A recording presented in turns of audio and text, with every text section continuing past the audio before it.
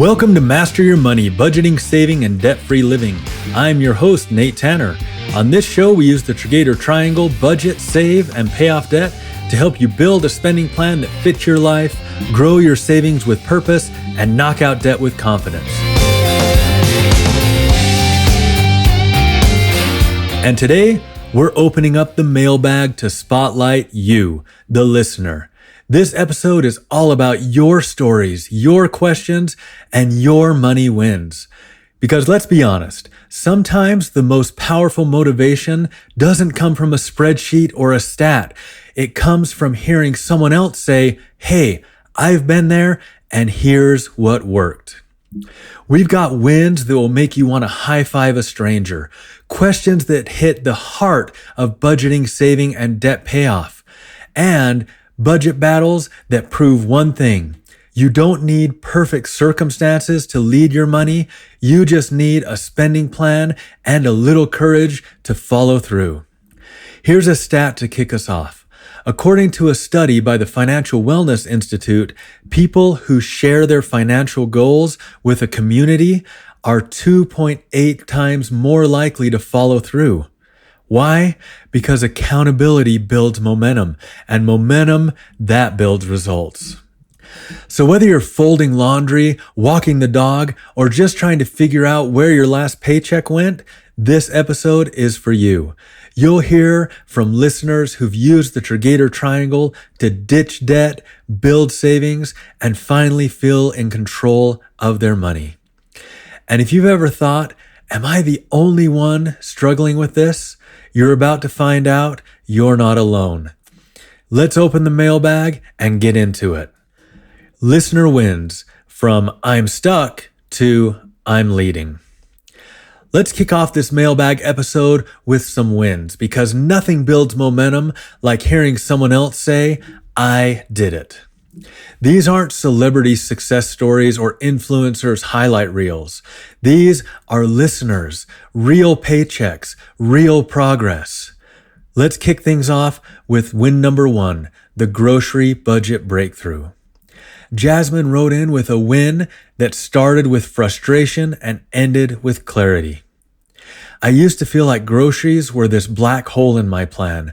I'd budget $600, spend $800, and I'd have no idea where it went. But after listening to the episode about auditing your spending plan like a CFO, I ran my own review. Turns out I was overspending on snacks, impulse takeout, and just in case extras. I reassigned $150 to my emergency fund and started using a weekly grocery envelope. I haven't gone over plan in over a month. That's the power of clarity. When you stop guessing and start auditing, your spending plan doesn't just behave, it builds. Win number 2, the mindset shift that changed everything. Marcus shared a story that's all about flipping the script. I used to feel behind all the time, like I was failing at money. But the money mindset makeover, as you say, flipped the script. I realized I wasn't broken. I was just budgeting without a compass. I took the challenge, reset my Triggator Triangle with one goal, and started tracking my money wins. I feel like I'm leading my money. That's what we mean when we say your spending plan isn't just a tool, it's a reflection of your direction. Win number 3, the debt payoff victory lap. Tosser's message came with confetti emojis and a whole lot of pride. It's a mic drop moment. I just paid off my last credit card. I chose the classic snowball method and threw every Triggator snowflake I could find at my smallest balance. I put a big thermometer on my fridge and love filling it with each payment. Every time I color a new section, I feel like I'm winning. And now, no more credit cards. Bring on the car loan, it's next on my hit list. That's what happens when you combine strategy with momentum. You don't just pay off debt, you reclaim your paycheck. These wins, they aren't just inspiring, they're instructional. They show how the Triggator Triangle works in real life. Remember, budget with clarity, save with purpose, pay off debt with confidence. And when you lead your money with intention, your life follows. Next up, some listener questions. Let's dig into some questions that have come through the mailbag. Because if one listener is asking, chances are hundreds more are wondering the same thing. Question 1 from Devin. How do I budget when my income changes every month? Great question, Devin. And that's one that we hear a lot from freelancers, commission earners, and side hustlers. Here is your basic strategy. Build your spending plan using your lowest expected income. That's your floor. Now here, we're not talking about your worst case scenario. We're talking about the lowest amount that you can reasonably expect based on your work rhythm. Then, separate your expenses into 2 basic categories. First, fixed expenses. These are things like rent, insurance, and minimum debt payments. Second, flexible expenses. These are expenses like groceries, dining out, and entertainment. Make sure that you cover your fixed expenses first. Then, assign flexible ones based on what you have left. And when you earn more than expected, don't inflate those expenses.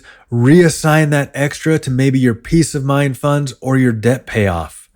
This rhythm is covered in detail in a prior episode we did. It's actually episode number 60, when income isn't consistent. It's not about perfection, it's about preparation. Question 2 is from Lena. What's the best way to save when I feel like there's never any money left? Now, Lena, you're not alone. Most people don't fail at saving. They stall. And the fix? Well, for that, I'm borrowing a concept made famous by George S. Clausen in the 1920s book, The Richest Man in Babylon. In the book, he shares a simple but powerful principle. Pay yourself first. That's what your savings are. It's paying yourself. Savings doesn't come from what's left over. Everything else gets paid with what's left over after you save. Here's a quick little bird's eye view of how your spending plan should flow. At the top is your income, all the money that's coming in. From there, we start assigning dollars with intention. The first up is actually giving. No matter what your income, I believe everyone should include giving in their plan. For me, that's a 10% tithe and a fast offering. Money that I would have spent on food during a religious fast, redirected to help provide essentials for others in my community. I've found that when giving is at the top, the rest of your plan comes into focus. Next is, you guessed it, savings. This is where we apply the Triggator Triangle save side, starting with the savings ladder. We're going to start looking at our emergency fund. We're going to begin with a $500 goal. That's the first rung, and then we're going to work our way up that ladder. Another important savings piece is the alligator fund. That's for those non-monthly predictable expenses that love to bite into your plan when you're not looking. Next up, we're going to talk about the essentials, and here is where things get real. In Spaceballs, after crash landing, Lone Star tells Princess Vespa, take only what you need to survive. Moments later, they open her massive trunk to find a giant hairdryer. Her response, I can't live without it. That's how most of us feel about our essentials. But in your spending plan, essentials really mean your 4 walls: food, shelter, transportation, and utilities. Sometimes essentials do include medical needs or other non-negotiables. The key is to separate what's truly needed from what's just really wanted. After those essentials comes minimum debt payments, the commitments you've already made. And finally, we get to the wants that align with your values. This is where the joy lives, but only after the foundation is solid. Here's the trap. Most people run their spending plan in reverse. They start with wants, like I just have to have that new Netflix series. They start with their wants. Have you ever heard yourself say, I have to watch that new Netflix series. But then, by the time they get to what actually matters most, things like saving and giving, there's nothing left. But when you flip the order and pay yourself first, everything changes. Savings isn't about having extra. It's about making savings essential. It's not a luxury, it's leadership. So start small, start now. Even $5 saved with intention is a win. Because when you pay yourself first, you're not just saving, you're building a spending plan that reflects your values, your goals, and your future. And if you're still clinging onto that financial hairdryer, this is your sign to let it go and shift it to savings. Lena, you've got what it takes. Question 3 from Carlos. I'm trying to pay off debt, but I keep losing motivation. What should I do? Carlos, this is where strategy meets psychology.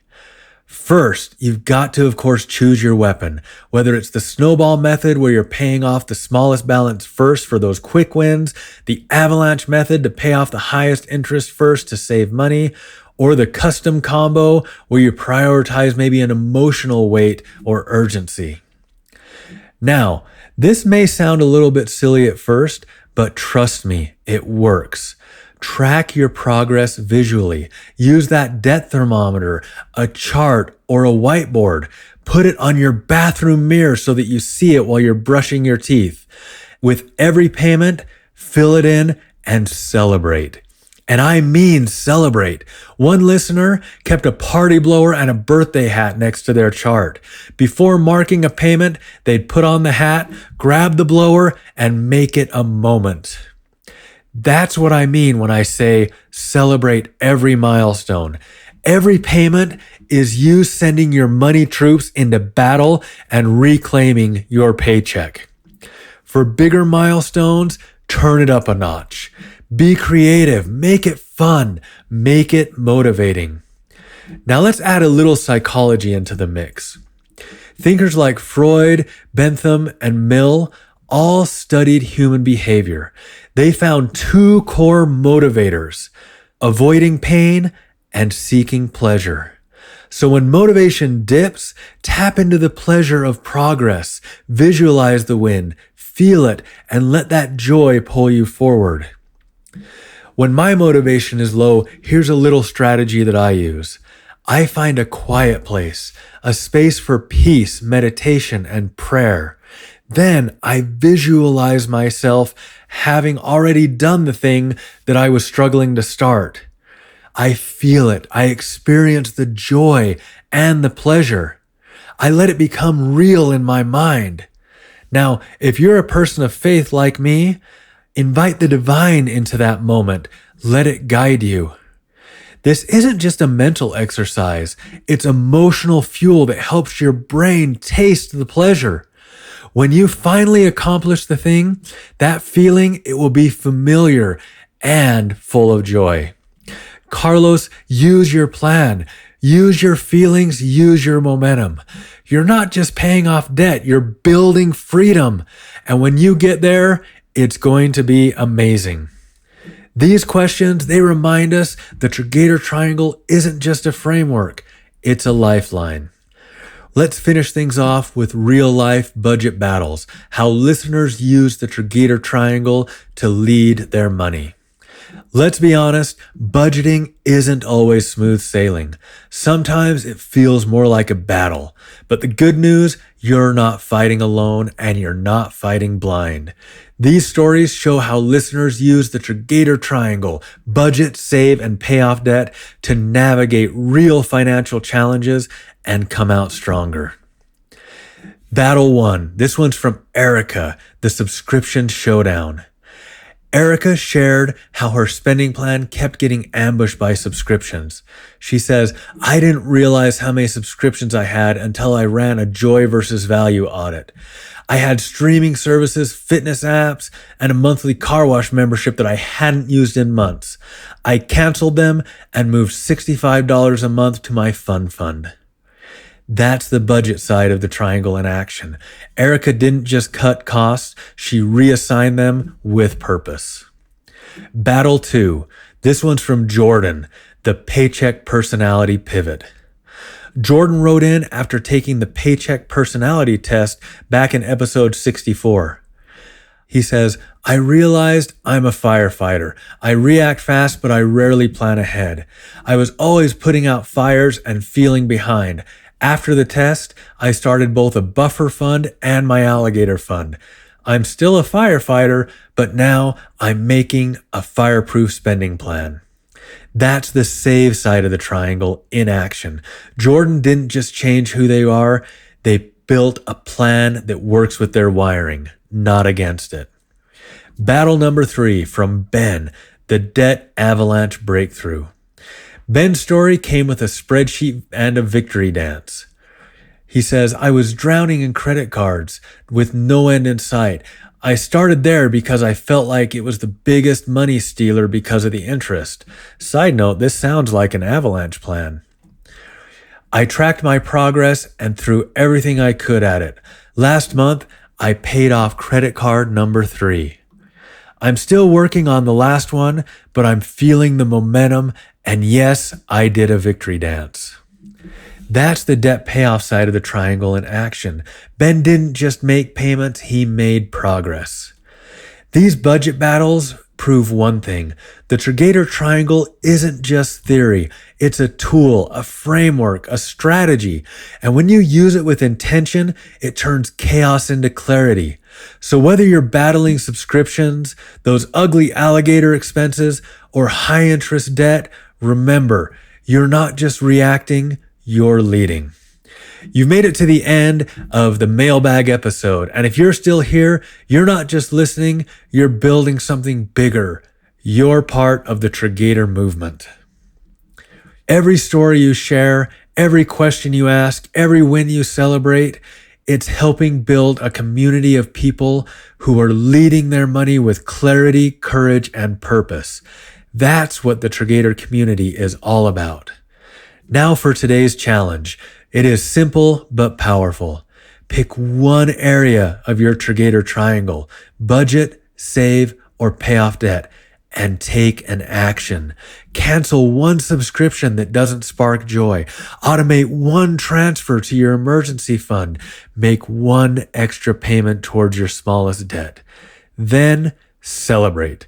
Blow the party horn, put on the birthday hat, make it fun, because every dollar you lead is a dollar that builds your future. I absolutely loved this episode. Reading through your submissions, hearing your stories, and answering your questions, it's the heartbeat of this show. While this episode was a mailbag, all the topics we chat together about come from listeners like you. Thank you to everyone who shared. Your courage, your wins, and your honesty are what make the Triggator community so powerful. If you've got a win, a question, or a budget battle you want to share, send it in. You might just hear it on a future episode. Email it to me at podcast@Triggator.com or message me on Instagram, Facebook, or X at Triggator. If this episode helped you feel a part of the community and reminded you that you're not alone in your journey, follow the show so you never miss a chance to celebrate a win, ask a question, or hear how others are leading their money with the Triggator Triangle. Leave a review, especially if this episode reminded you that budgeting isn't about perfection. It's about progress, community, and clarity. Share this episode with a friend who's feeling stuck, overwhelmed, or just needs to hear that they're not alone in their budget battles. And of course, follow @Triggator on social media for tips, encouragement, and behind-the-scenes content that keeps the confetti flying. Coming up next time, the Spending Plan Showdown. What happens when you compare monthly versus paycheck budgeting? Ever feel like your monthly budget works great on paper but falls apart in real life? Next time, we're putting two budgeting methods head to head. You'll learn why monthly budgets often fail, how paycheck-based planning creates clarity and control, and see real-life examples of how switching methods can transform your spending plan.